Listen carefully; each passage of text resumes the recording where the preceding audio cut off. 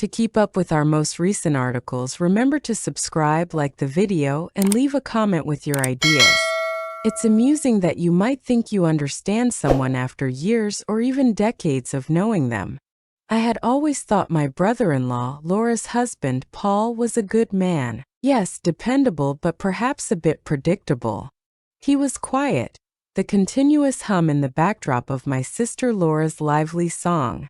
Anyone could tell that Paul was a kind man, a fantastic provider, and a fervent lover of my sister, but that wasn't the Paul the first believed I knew. He was more at ease discussing engine oil than emotions, and he was more inclined to fix a dripping faucet than to lend a sympathetic ear, though he would undoubtedly do so if forced, albeit uncomfortably.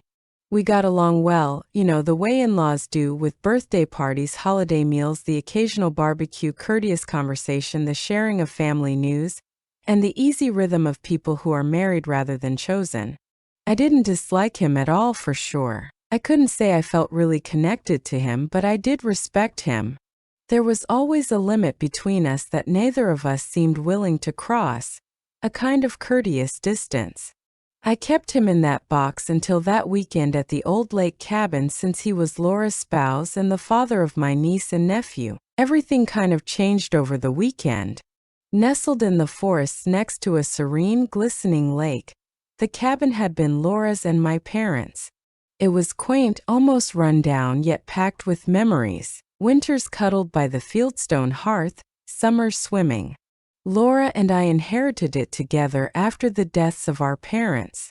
We made an effort to continue, but each year life, jobs, and children made things more difficult. However, we made a commitment to replace the decaying deck planks this year. If they could separate themselves from their own lives, Laura, bless her heart, had planned everything: me, her, Paul, and our children.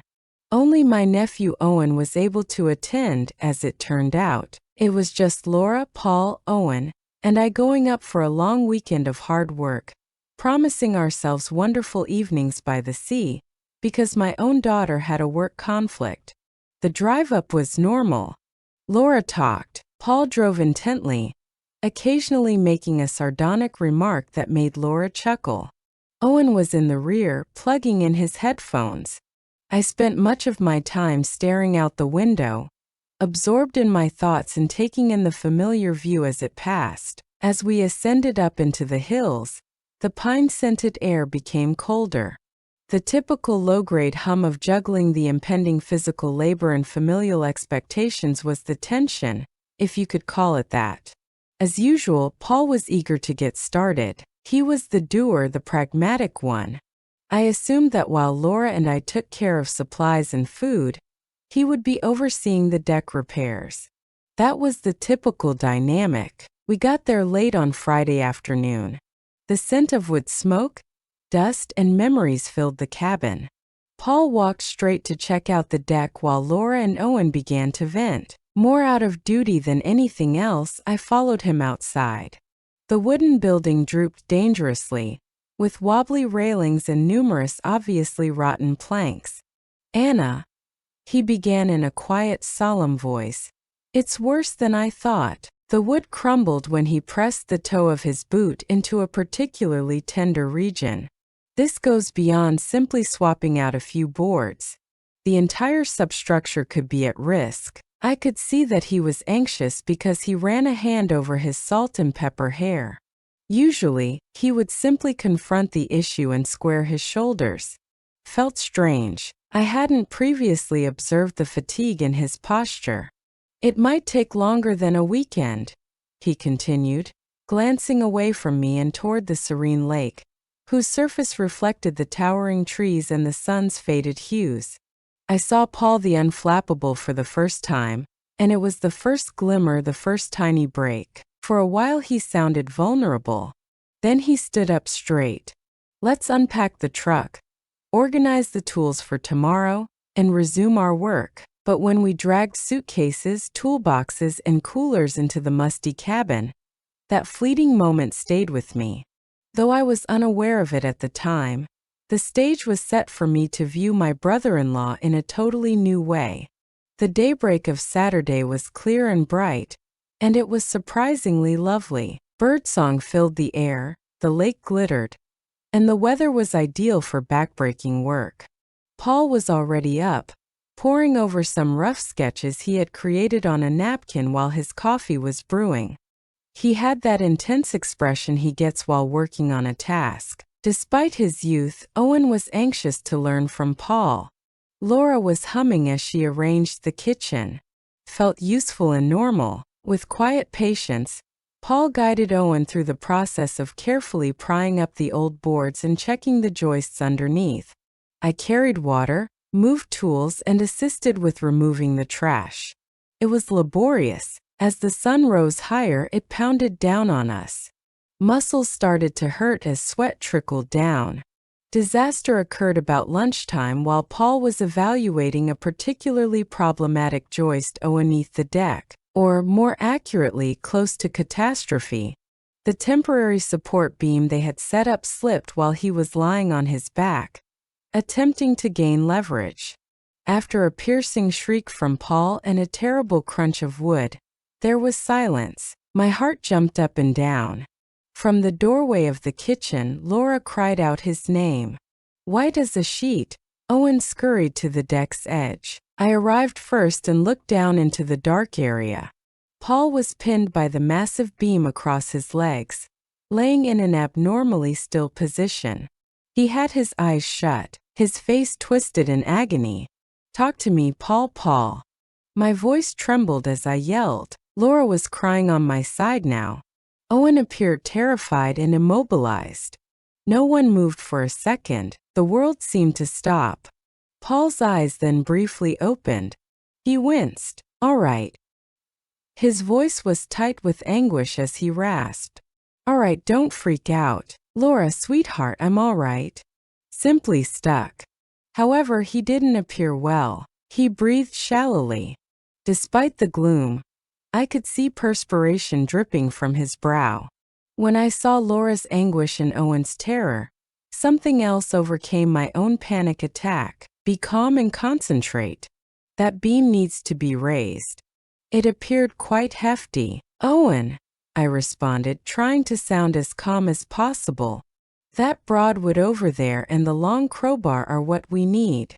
We require leverage." Owen sprang into action and went to get the tools. Laura was attempting to calm Paul down. Tears clogged her voice. "Laura, it hurts." I had never heard him speak with such unvarnished honesty. "I think I have a bad leg." Owen and I were able to use the crowbar as a lever and wedge the plank under one end of the beam by cooperating. It required all of our strength. My hands were shaking and my muscles were screaming. Owen's youthful face was resolute, and he growled with the effort. Just enough of the beam rose painfully slowly. "Go ahead and slide out, Paul. Hurry." I pushed. Sweat streaming down his cheeks, he gritted his teeth and managed to free himself, dragging his damaged leg. Gasping, he fell to the dirt floor next to the deck.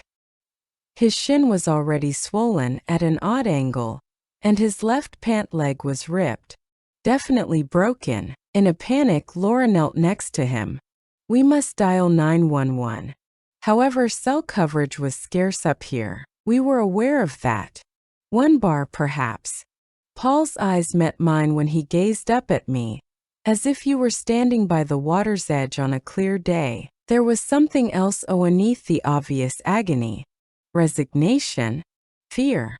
Unbelievably, a tiny wry smile appeared on his lips. He answered in a gruff voice. "Well, Anna, it appears that the deck repair has been put on hold."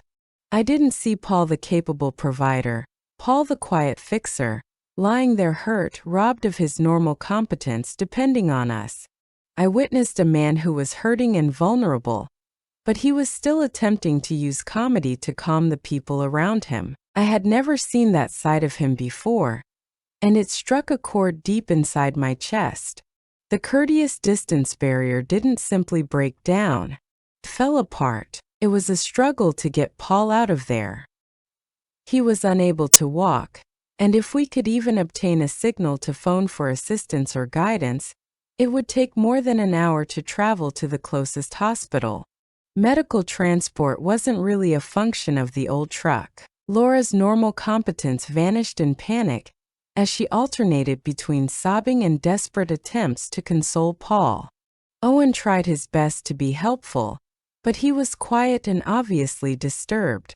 And Paul was attempting to control the pain, his face tight and pale, but it appeared that he was more concerned with soothing Laura than with his own significant discomfort. He kept saying, "Laura, honey, breathe," as he extended a hand to take hers. "It's only a leg break. Not the end of the world, but annoying. We will work things out." He gave me a quick glance before we exchanged a silent message. We required a strategy. Someone needed to maintain composure. Unexpectedly, I seemed to be given that role. I pulled Owen away while Laura fiddled with blankets and pillows. "All right, Owen, let's try to obtain a signal. Walk down to the point beside the large rock and take my phone.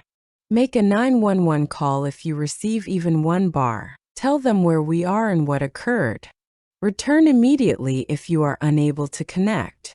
With a grave expression on his youthful face, he nodded and left. Then I returned my focus to Paul.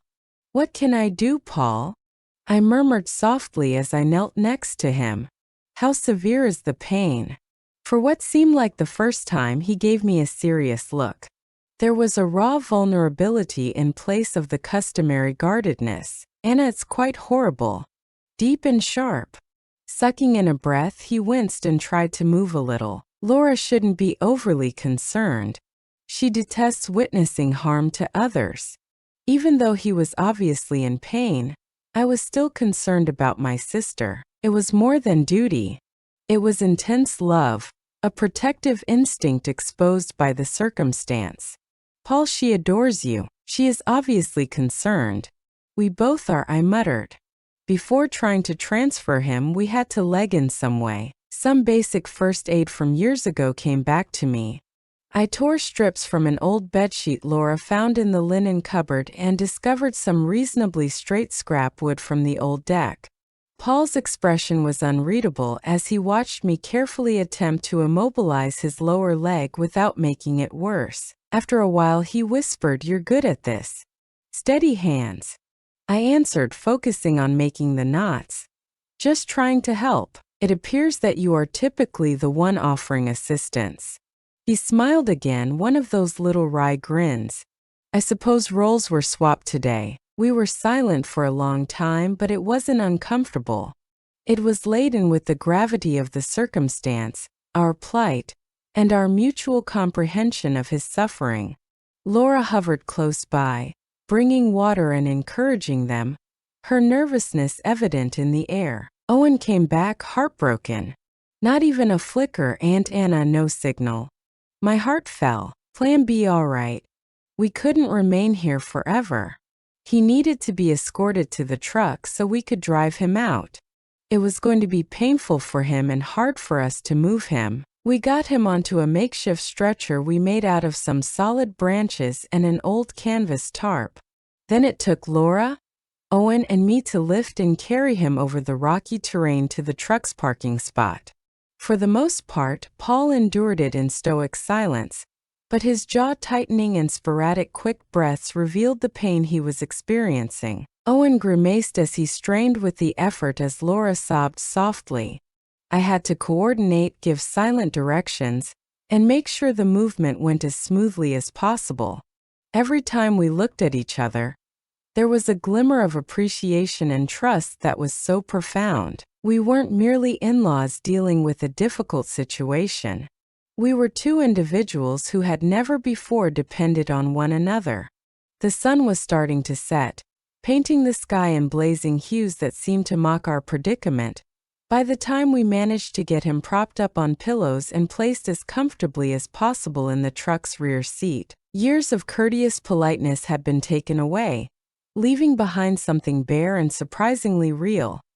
The private space of the truck cab, the shared experience, the raw emotion of the day. The hospital drive seemed to go on forever. In order to check on Paul, Laura drove with her knuckles white on the steering wheel, and her gaze darting nervously between the rearview mirror and the curving gravel road. Owen sat quietly next to her, gazing straight ahead. I tried to keep Paul's legs firm while we sat in the rear, bringing him sips of water and engaging in polite conversation to divert his attention. However, we generally remained in friendly silence, broken only by his sporadic groaning. Paul winced as the truck bounced and jostled on the uneven track that led out from each bump. I experienced an odd mixture of anxiety, accountability, and an unanticipated intimacy with him. The last traces of the dependable Paul the first believed I knew were eroded when I saw him in this state, injured, dependent, but yet attempting to lessen Laura's suffering. He was incredibly thoughtful in addition to being stoic. He wasn't merely silent. Maybe in order to protect others, he kept his suffering to himself. "How are you?" During a comparatively smooth section of road, I queried quietly. In the fading light coming in through the dusty rear window, he cocked his head slightly on the cushion and met my gaze. "Been better," he acknowledged with a small smile, "but I'll make it through because of you folks." "You really kept it together back there, Anna," he said after pausing, his voice quieter and more solemn. "I'm not sure what we would have done." The mood lingered in the air as he faded off. Although it wasn't his style or a lot of praise, it was sincere, and it came with a surprising amount of weight. I had a surge of warmth, a bond created in the furnace of the afternoon's activities.